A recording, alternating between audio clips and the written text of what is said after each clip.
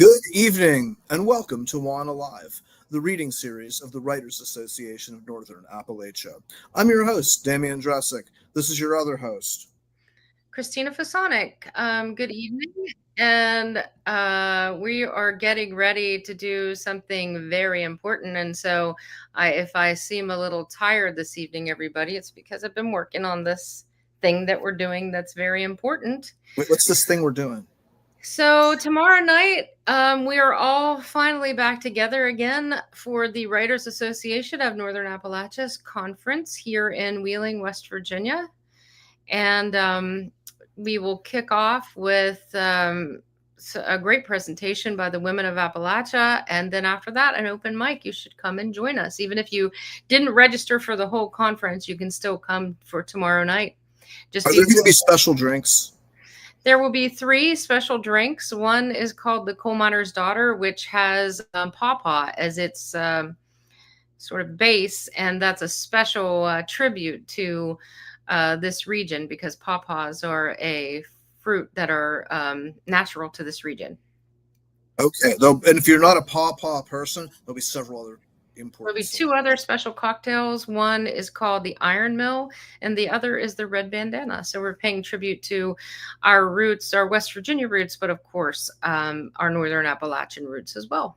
All right, so now we also have a really great announcement. We're giving away a couple scholarships, are we not?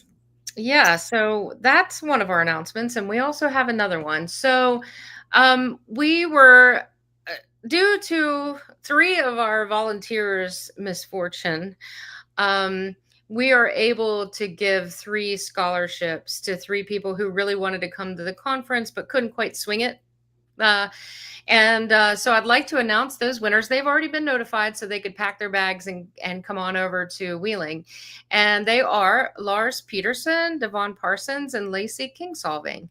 And I am grateful to the 3 members of WANA who are also volunteers in our organization for giving us their paid registration and turning them over and making them into scholarships so that 3 people could join us this weekend. And that's Deb Sanchez and Heather Hahn, and someone who asked not to be named. Goodness, that sounds so ominous. I don't know. The other announcement I have is that we have had some changes to our program. Unfortunately, Deb Sanchez couldn't join us, but in her spot, we now have the Mad Women in the Attic reading with us. And one of those readers is the director of the program, Sarah Shotland. So there's still time to register. There's still time to come down, and they will be doing their reading at 1:15. So we're really excited, even though we wish that Deb was going to join us. But Sarah stepped in and said, we'll do it. We'll come to Wheeling. We'd love to. And so we're really pleased that they were able to do that. And if money is tight and you are a student, do we have a special student rate? Yeah, so students can join us for just $25. That's $25. It's like 3 I don't drink lattes. I don't know, but it's like you could spend more than that in a Starbucks and not get an entire day of amazing Appalachian writing. Yeah, so and a keynote speech from the one and only Jan Beatty. Yes, and I just talked to Sue Powers today, and she and Jeff Berman are ready to take the stage with some amazing music. They start at 4:30 on Saturday night, and they'll be playing during our cocktail hour. And I hope people come just to see them because they're amazing, and it's a real treat to have them take the stage with us at the Scottish Rite Cathedral Theater. So think people taking the stage. We have somebody tonight.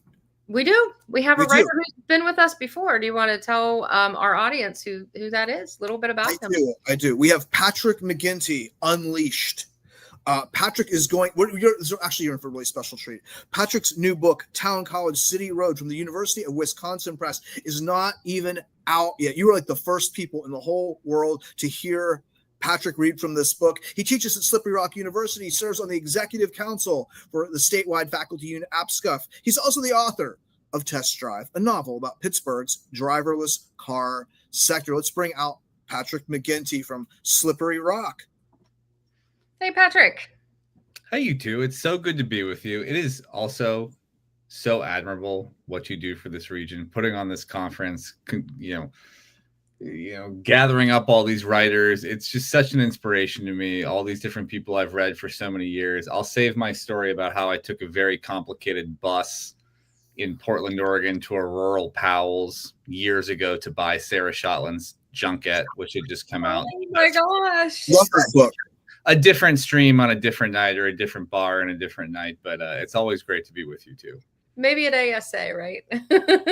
Yes, come to the ASA conference and hear more. Well, and I'm glad you said something about that, because there will be at WANA this year 6 writers who are either current or former poet laureates of some kind, either state or a city laureate. So we're pretty excited about the beginning writers and writers who've been around for a while. So yeah, come out and tweet us. But that's not what we're here to talk about. We're here to listen to some of your new work. Yeah, thanks for having me. This is the book that's out next week, Town College City Road. Last time I was on, I actually read the first little opening of this book, and the very last chapter is written in a similar style. And I thought I would just read the first couple paragraphs of that as a nice bookend to my experiences here on WANA with this book. And I'm so glad to be a world premiere of this text here with all of you. All right, awesome. We're going to disappear. So all you need to know about this is that the protagonist, Kurt Boozle, is showing up to a family wedding with a big old black eye right here. Here's the thing you've got to remember about small town wedding weekends. They're never lacking for eyeballs. Round, whitely clothed tables are in 2 offset rows, and damned if there aren't nylon coats draping every chair. A standing, swaying ring of silver fathers hold paper cups they don't drink from. Ties are block or striped, no exceptions. The mothers all show ankles, but not knees, and the earrings. The earrings of most women and Luke's one groomsman are pricked modestly with toothpaste pearls and dark stones. Female relatives guard the buffet. Cheese cubes are made shiny by saliva-colored film. Cookies have been cut into Xmas trees. A little square-skirted girl takes one and runs. She nearly topples the poster boards that are wide enough to be first-class seats. At the top of each poster board, bubble letters spell love, family, and friends. Glossy pictures are taped beneath. A short woman tests their stickiness. Kurt can't remember the last time he had taken a good look at his mother's calves.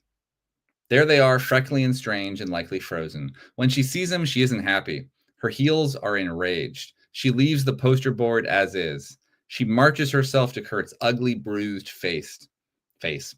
She tests his cheek like fruit, presses a finger through the skin to his bone.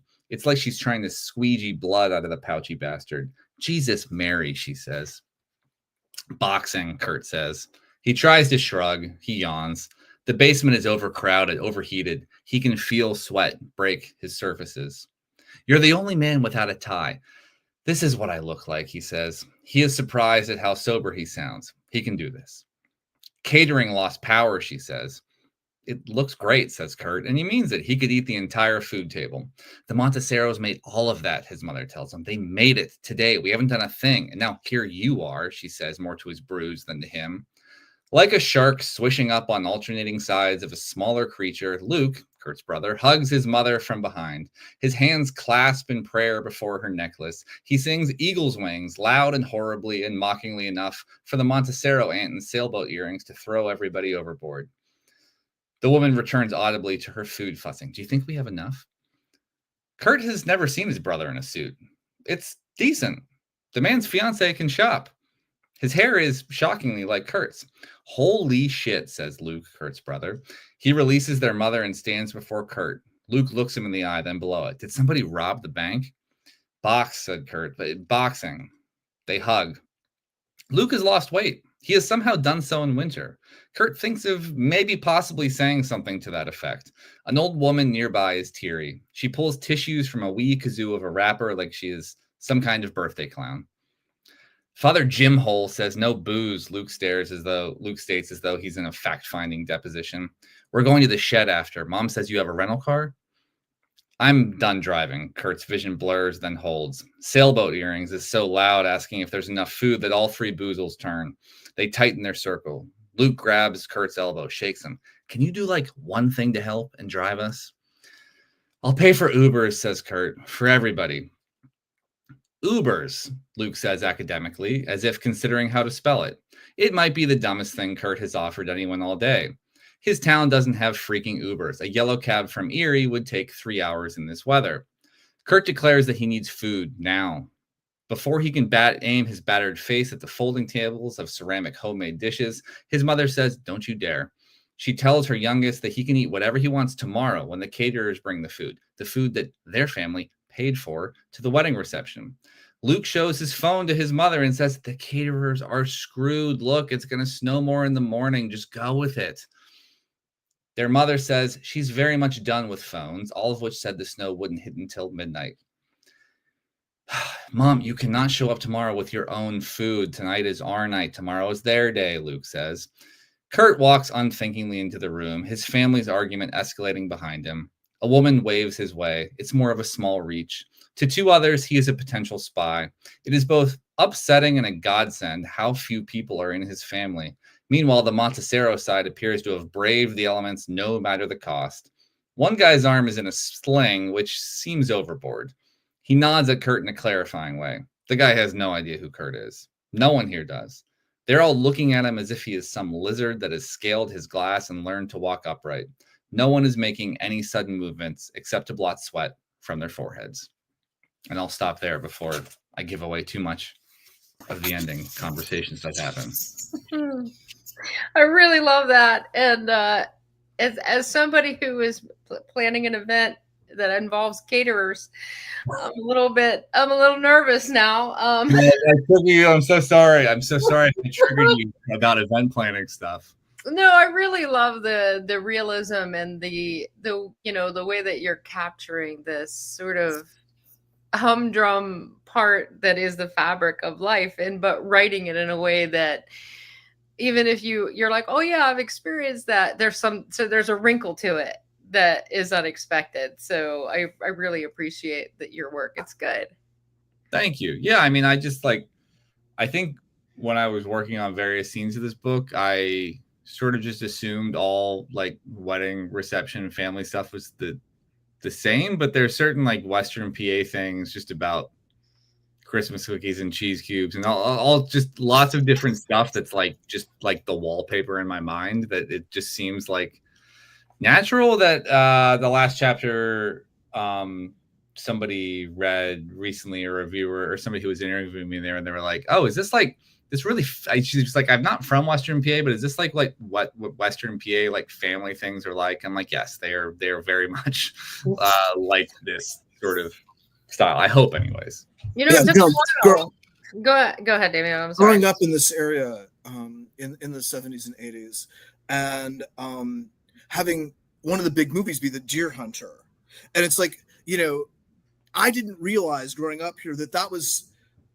very much a piece of location. I just assumed all the weddings that was just typical of all the weddings everywhere. Yeah, so I love what you're doing, and as somebody who has attended, I'm not as Christina's doing a lot more heavy lifting than I am on the event. I got to admit, she's in the wheeling up to her nose. But as somebody who's survived a lot of department meetings, the blizzard learned to walk upright and scaling the glass, that felt very familiar to me. I'm glad to hear that. And there is something about events, and I don't want to keep talking about it to trigger Christina after 12 to 14-hour days, but like there's something fun about writing some people who like really are just kind of there, and some people who they are at 11 out of 10, like Kurt's mom in this thing, where it's like the energy levels are it's a fun thing to write people when they're at really different pitches of energy levels. And I think that's something I often notice. My wife will often see me, and look, I have fun at different events. I can be a social butterfly, but she'll also sometimes see me kind of hanging back at a social thing and be like, you're just sort of tracking like all the different collisions right now, aren't you? Of high people and low people and whatever. I'm like, yep, I like just sort of noting just some of these different social collisions. So those are fun things for me to write. Well, I was thinking when you were talking about that this is true of academic conferences also, in terms of like what happens. And I was well into my full professorship before I ever got to just attend an academic conference, because you can't get funding usually unless you're presenting. And so I remember the first time I just went, because even as a graduate student, I presented. And I remember this, just being there and like, oh, wow, like it was a completely different experience as somebody who's just attending. Like, so you guys, like, you kind of go to a session and then wow, that's cool. So it made me think of that. And you're right, like the organizers have a different experience than the mother of the bride or whatever, or the cousins or whatever the experience. And I think you capture that well, that there's sort of like different involvement, but different relationships that people have to the whatever the event is that's taking place. That's really cool. Yeah. And I also I don't try to, because there's like a lot of stuff in this book. I mean, the structure of the book is in the title: Town, College, City, Road. Part 1 is in a town. Part 2 is a college town. Part 3, move to the city. Part 4, drive back to this wedding. And I try to, I don't want to mock any or look down on any ritual in any of those places. Like, there's certain things that are like really sacred in little towns and like matter a lot to people. And this is a character coming back from like New York City, where like he might be feeling a certain way about these things at a different angle. But like, I hope in some of these scenes when he does come back, it's like, I'm not trying to be dismissive at all of those things. There's plenty of things in the city that he goes through where I'm like, this is a ridiculous thing that like people who live in New York City do. I can't believe they tolerate this. But I do think trying to, even though I'm like mocking people at these different levels, like I do think that some of these public spaces are the places where people from different pitches, different walks of life actually do interact, which is very rare. Like, like in modern life where people are siloed, can find their own sort of distinct social media communities. Like, I like finding public spaces in my work where people are at different levels, to sort of, and they have to interact and they try not to offend one another, or sometimes try to overtly offend one another. Hopefully not. But that was a big part in writing this book for me, was just thinking about how somebody from one of these towns understands these traditions and in some ways like misses them, pines for them, like has a deep understanding of them, has moved past them, is wondering whether he's moved past into something even like more strange and like futile. Those are things I think about my own life all the time too, as I like live in Pittsburgh, but go to a small, rural college town every day, like thinking about those. Like, I interact on a daily basis. So I start my day in Pittsburgh and end my day somewhere else. So there are things I think about my work, the things I think about my own personal life every day, as well. So I appreciate you, enjoying me read about it. Yeah, I'm doing some work like teaching stuff with narrative, and one of the things we've been talking about how there's only really if we want to do some distilling, one way to look at it is there's only 2 stories. Somebody goes on a journey and a stranger comes to town. I really like yours because the stranger comes to town, but it's his town. He's still a stranger. Yeah, exactly. So it's really fun. I love the way you read too. You did a great job with the creating this world with not just the words, but the intonation and the whole business of it. If wanted to hear more of you do this reading from this book, is there a place that you're going to be in person in the near term future with this book launching all that someone might go to have that experience? Many places. The most germane to this crowd is probably White Whale Bookstore, the heroic folks at White Whale Bookstore on February, Jesus, long day. September 26th. That's an S, not an F. September 26th. Next Friday, basically, from what we're talking about. But September 26th, 7 p.m., I'll be there with Sarah Marshall of the You're Wrong About podcast, my wife, the writer Candace Opper. That will be a great time. I'll even give a hint right here, which I usually say at the event. If you spend $50 at White Whale that night on my book or literally anything, I will buy your drink at Trace Brewing afterwards. That's always my deal at my book events. If you spend $50 in the in the bookstore, you get a free drink on me afterwards. I'll also be up at Warner Books in Erie later in October 18th, 29th, and at Max Backs in Cleveland on October 18th. Those are a little bit outside of the purview-ish of this collective, but White Whale on the 26th is going to be a great time with great friends and a great community. Super cool. That sounds great. Well, thank you so much for coming back on the show. It's always nice to see you. And I'm sure that we'll see you out there in some academic or Appalachian or both universe, right? Oh, of course. We need to. I think the last time I texted you was a video of me playing on the piano all the songs we heard on the bar at ASA. So we need to recreate that playlist, or that is some sort of place that has a similar eclectic mix of rocky themes and like John Lennon and other. We never knew what was going to come on next. We had no idea.